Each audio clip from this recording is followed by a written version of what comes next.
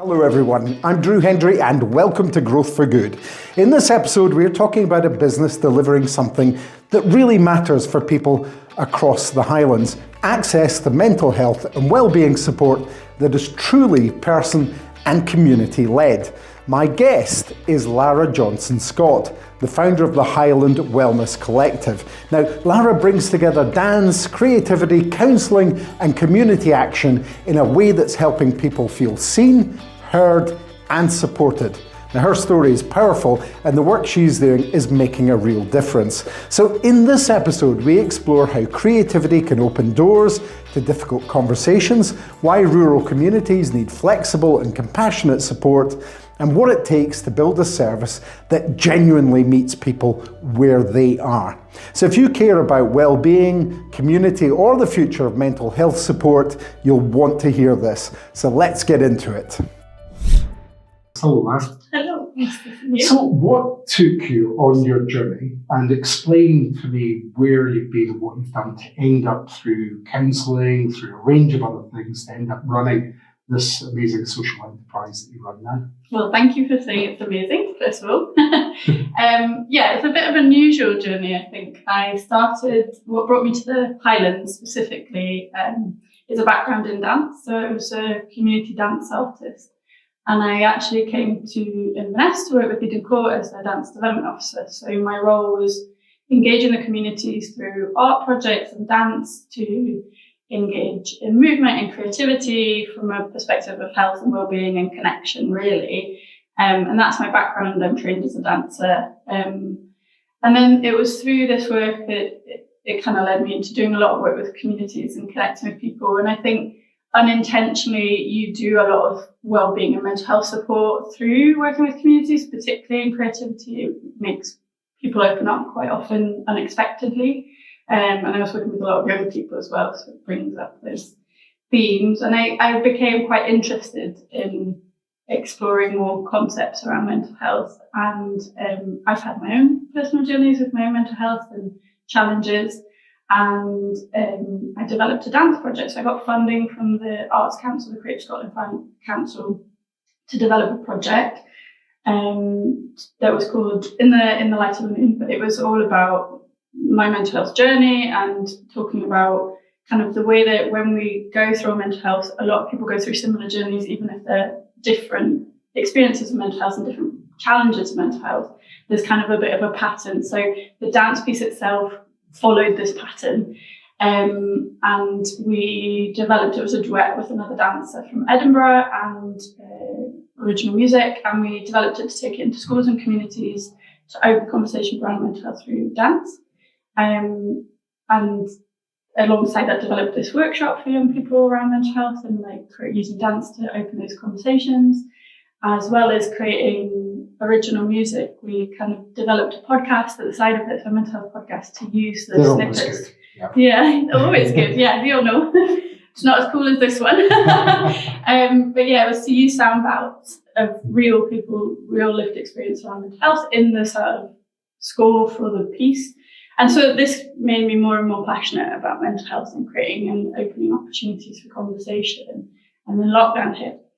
So everything stopped. And the one thing that I could continue around the project was this podcast. And so I continued having these conversations around mental health and recognised I felt there was more that I could do and more that I could offer, and wanted to do something more tangible. And so I went on and trained as a counsellor and decided to try and combine all these areas of interest. So my years in community development, project arts management, that I've been doing that for 15 years, and then sort of interest in mental health and dance and combining it, and that's kind of where Highland Wellness Collective came. And what was it about the Highlands? What was the gap that you saw, that you felt that this had to be put together to fill that void? I think there's lots of organisations that offer a mixture of things. I think it's, for me, the gap was around creating something that looked at the whole being. So a lot of services are focused on,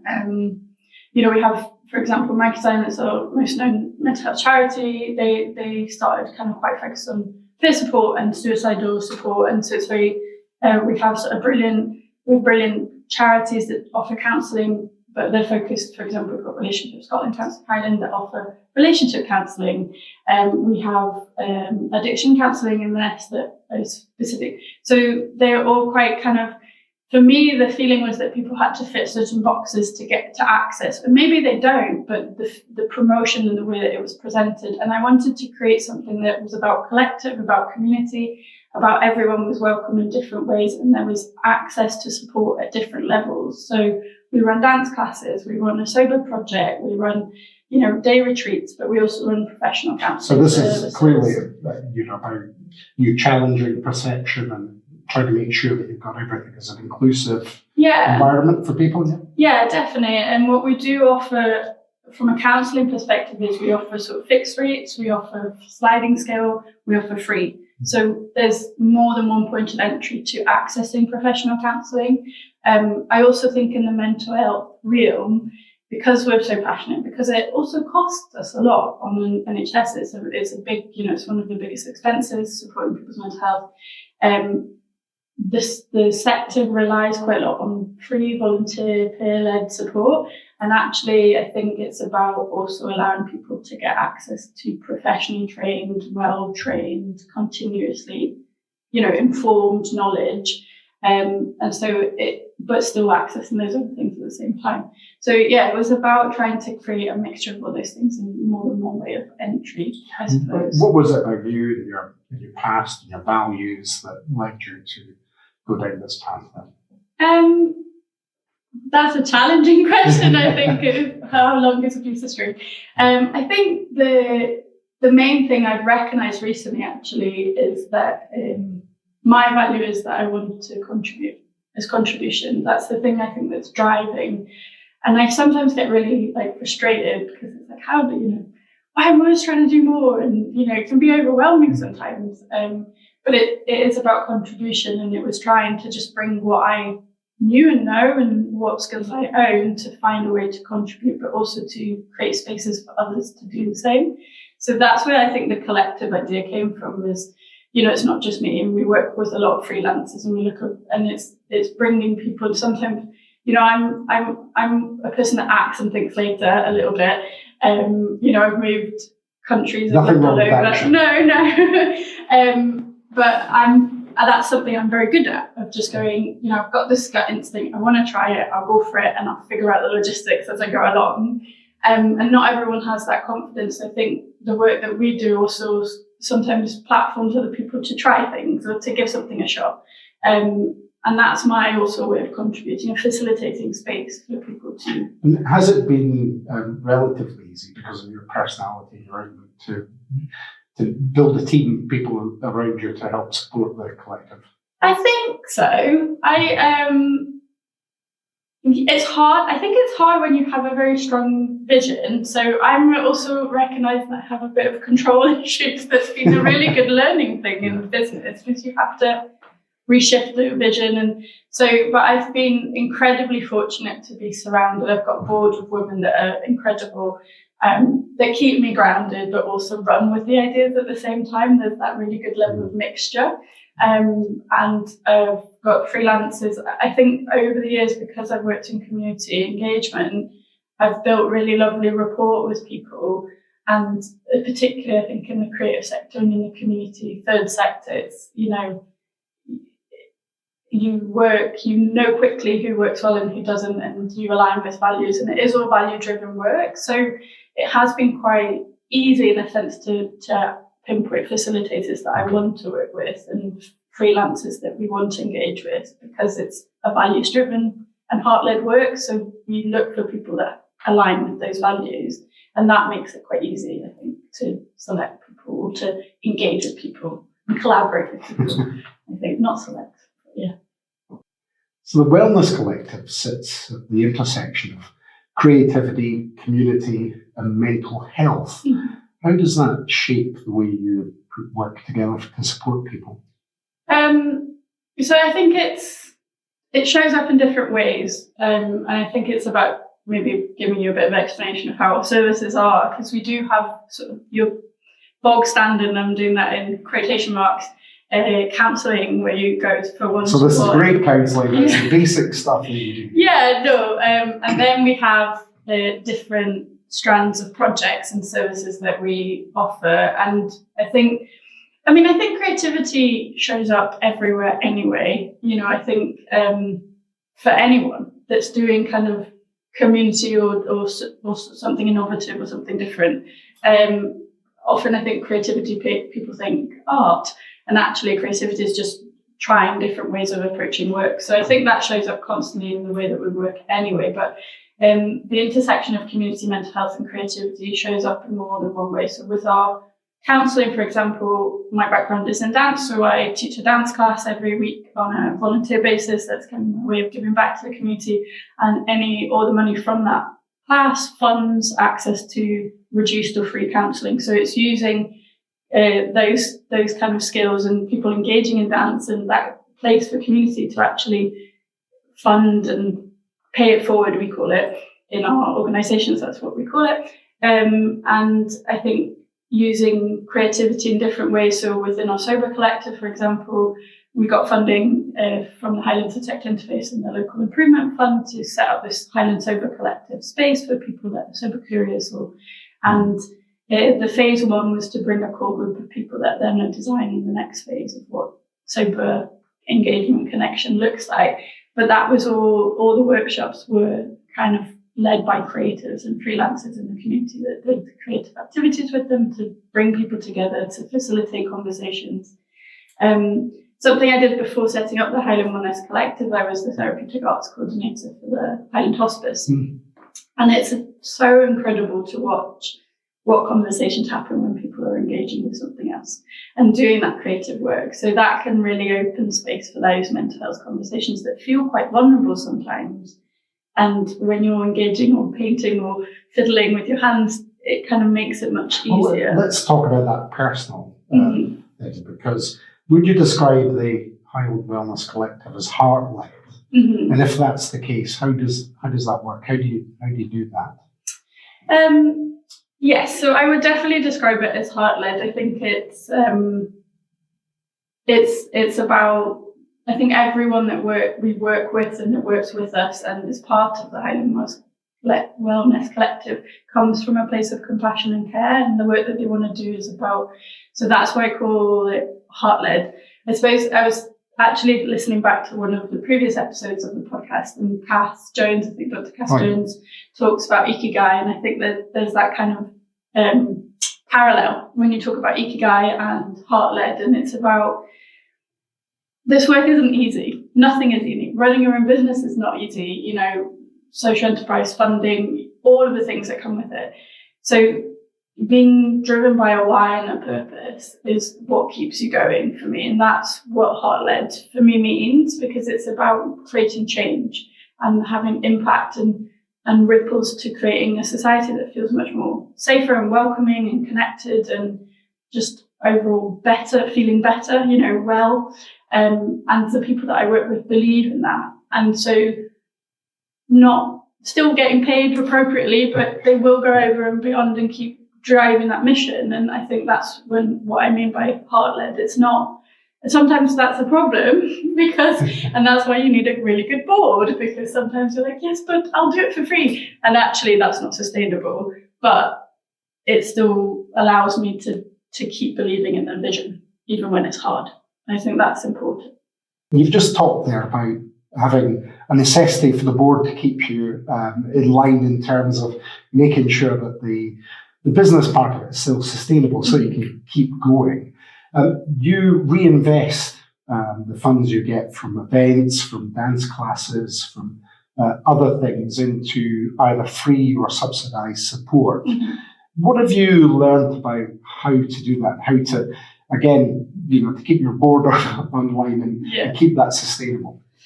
Yeah, but it's hard. I think, I would hold my hands up and say when I came into this, I was very naive, I think, of, maybe naive isn't the right word, but I come from working and raising funds for other organisations that had been established for a while, and it's very different when you're the new kid on the block. So it's like, yeah, mental health, we'll get loads of funding. Not true. Because it's so competitive, it's difficult, and it doesn't mean that the cause isn't right. It's just it's very competitive. We're living in a cost of living in a crisis. We're living in difficult funding scenarios. So you have to prove your worth, and that's fair enough. So it has been challenging. But I think it's coming back to what's the why and why we're doing this. And I also, what I have learned is that people are more generous than you think when you do give them the opportunity to do that. So maybe the funding hasn't always been the right way forward, but for us, because we haven't fit or, we didn't get it or whatever. But the events that we do, so we do a pre-love sale. We've done it now 2 years running, and it's essentially a pre-love clothes event. People donate clothes. We then sell them on in a big event, and both times raised over $2,500. But the amount of people that donate, but also because of that, we've had some private donations of people that couldn't come and decided to just pay it forward through our Pay It Forward scheme. We've had people that pay like a small donation monthly to us that just really believe in the mission of making it accessible. So if you give people the opportunity to show up, they often do.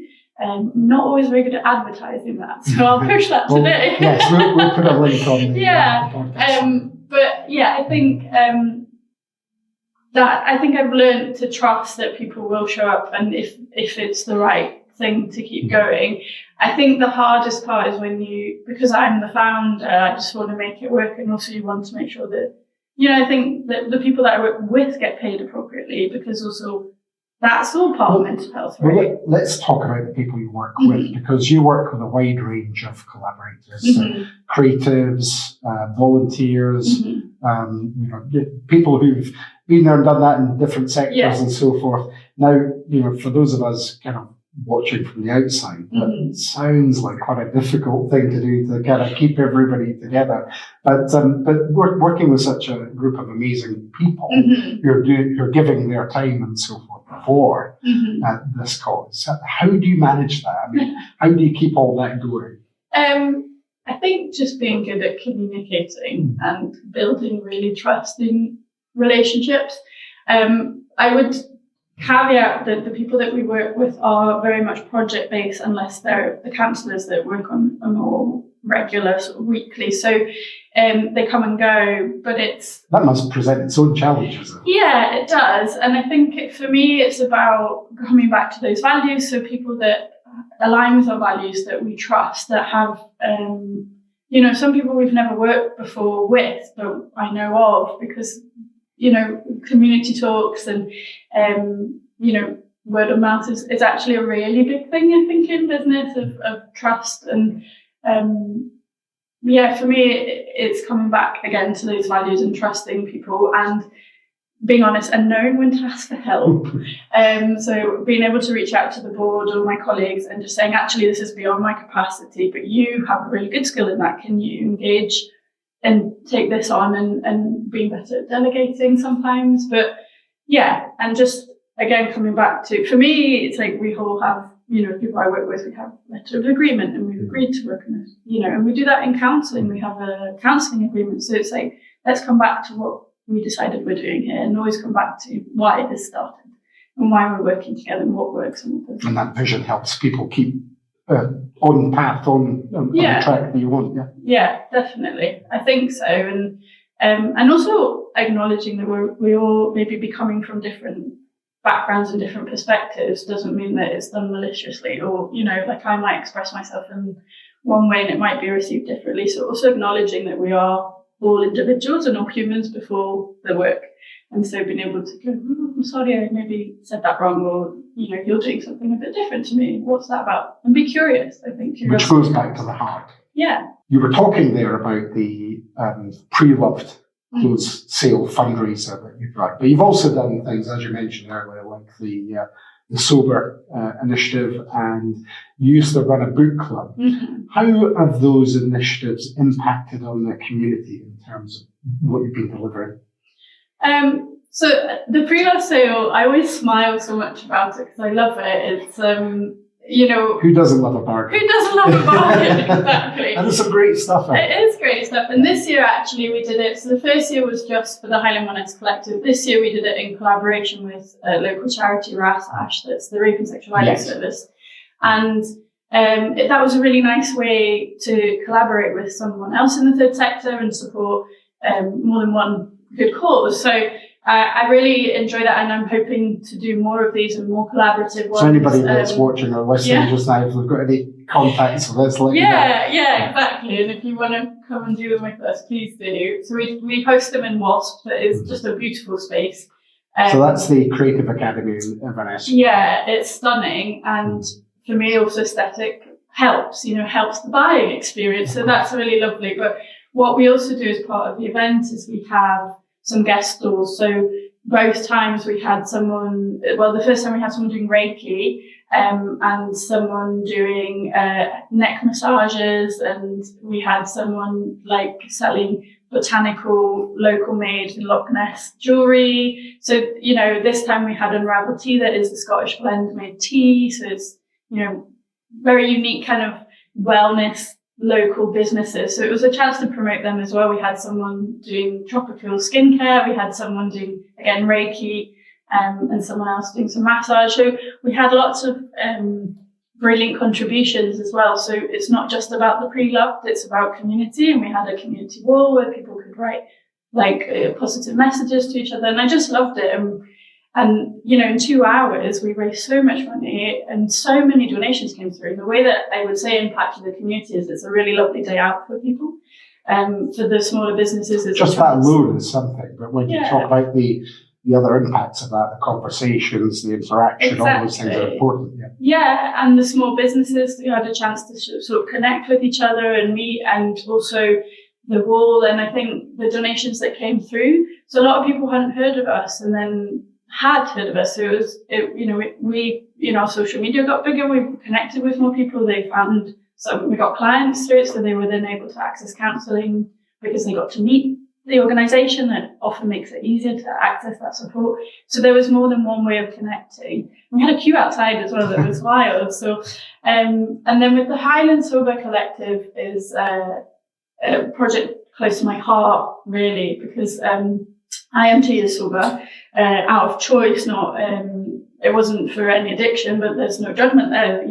There's multiple reasons why. You made a lifestyle choice. Yeah, it was good for my mental health. But my family does have a history of challenges. So it's something really important to me. And it was about creating space, not just for people who are already sober, but people that are sober curious. And the project brought people together that were sober curious and have since been able to say, I was going to make a choice when I was struggling, and then I thought of the group and I chose not to. And that feels really rewarding for me. And there is a movement. And rewarding for them. And rewarding for them, yeah. I think it was about creating a space where you suddenly felt understood and you had something that supported you make maybe harder choices sometimes. Well, that support runs into other areas as well. Because you've been teaching dance classes across the Highlands. Mm-hmm. How has that shaped your view of the energy and creativity that you've encountered as you've been teaching these classes? It's challenging because the Highlands are so diverse, I think. So for me, I think the major thing is my chance of doing that. So, I've taught so I lived in US for 2 years. I was the dance person there. I've taught in Kinlochbervie, I've taught in Inverness. So there's huge diversity. And I think that's really influenced the way that I see the Highlands, because I think people misunderstand it sometimes and don't recognise it's a huge ecosystem, really, of the Highlands, of diverse communities, and that's really influenced the way that I... Which is wonderful in some ways, but also and challenging in other ways. As you'll know. Yeah. So I think, it has allowed us to understand different perspectives, and maybe for me, it's created those connections in more than one community that, when we talk about grassroots led, it's I feel like I am genuinely part of the community and I can understand maybe not all of the communities. I'm not assuming that I know everything, but I definitely feel like I have a wider understanding as maybe someone that doesn't travel across the Highlands of what the diverse needs are, and that allows us to be more responsive to what the community genuinely needs rather than just assuming. And that is really important, I think, in the work that we do, and be connected to those voices.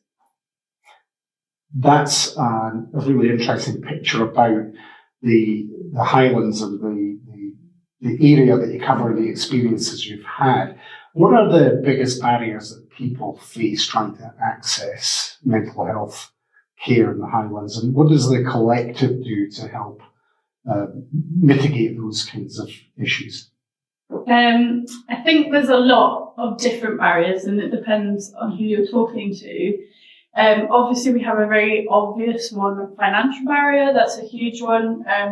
That, we know that we're in a bit of a cost of living. We know that there is quite, I think I read recently statistically that 15% of children in the Highlands live in poverty. And so there's a huge deprivation and poverty line up here. So accessing paid full fee counselling isn't always possible. So part of that's geography as well, yeah, because of the rural nature of the rural nature, the travel you have to engage, because you're not just, if you're coming to face-to-face counselling with us, we primarily work in Inverness, you have to put in a bus, you have to travel, all of that. So we do offer online. We also, the counsellor that works primarily with me, Kate, she does a lot of outdoor walk and talk therapy, so she'll travel and do it outside. Is that becoming an ever more popular aspect of the support you give? I think so. It's something that we at the moment are also trying to promote a lot, because I think there's huge benefit around being outdoors and in nature, and it also, again, reduces those barriers. So for some people to come into a room can feel really daunting, but to walk in a forest might feel more commonplace, or to in their local park even. It doesn't have to be in the wilderness, and that can feel a bit more accessible and less confronting. That, and also there's that environmental side of people who are becoming more aware of their environment and wanting to be more climate aware, and so that all ties in, I think, really nicely. And the other things I think we're doing to create barriers, to minimise barriers to access, again, we have this financial thing, but also like our presence, we're present online, so we're engaging with people that access social media quite a lot. We've had quite a few clients recently through our TikTok, because I do sort of small snippets of, explaining some concept that we use in therapy that really can help people understand their selves. And it's that little step into, this is maybe something that I can understand more when I'm in therapy. And so it allows people to access us. So there's that knowledge exchange, I suppose. The community events make us personable, I think. Having a face. We're not just an organisation behind a brand, but there's people, there's humans behind it. I'm very open about my own mental health. That makes it, I think, more accessible. I still go to therapy, and I'm a therapist. Let me ask you about your own mental health, because spending all this time caring about other people, trying to assist other people, has its own stresses. What do you do to kind of escape from the world that you're in when you're delivering all these things to people? What is it you do to escape? I zone out, no. And Netflix, no. I do a lot of different things. It depends on the week and it depends what I need. We do talk about in these professions, and my other part-time role is with the RATASH. So we talk about vicarious trauma. So we do a lot of work around making sure that we are supported. So as professionals, counsellors have to go to supervision with what we call another mentor supervisor. So you've got space to unpack stuff that you're carrying that you need to, so you don't disclose clients. No, it's still confidential, but you talk about the cases you're working with and anything that stays with you, so that you can make sure you're doing an ethical job, but also not carrying it home. And then in my own time, I just like any person in the Highlands, we like going walking. We've had a dog, we sadly lost him last year, but we're getting a new puppy, so that will be keeping me very busy. And let's bring a spaniel as well. So You know, I'm very obviously Anybody into who's movement. ever had a new puppy knows it's 2 years of a world of treat. Yes. Before you get I'm to the ready. good bit. Yeah. Yes, I know. It feels like a long time. Our Springer Spaniel was 11, so it's been a while. But and obviously I'm a big advocate of movement. So yeah, strength training, move a lot.